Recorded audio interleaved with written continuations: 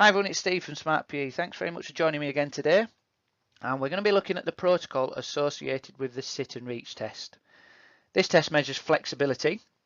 And before the test is actually done, the athlete needs to conduct a really thorough warm-up.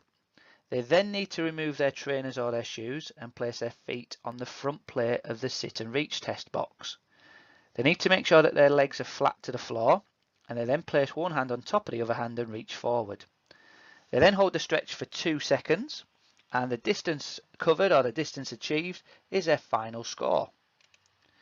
Once they have their final score, it is then possible to compare their result to the normative data table in order to work out their rating for flexibility. So what I'd like you to do is I'd like to look at the question at the bottom of the page, and I'd like you to see what Jane's rating is for her score that she received for her sit and reach test.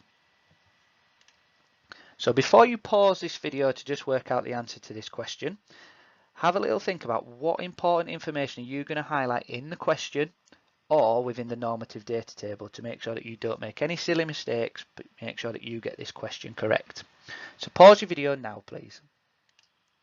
Okay, so unfortunately for Jane, she only scored 3 centimeters in her sit and reach test, and that means that her rating would be poor, as that is below 4 centimeters. And that again is what that arrow that pointing to the left means. It means less than 4 centimeters or below 4 centimeters.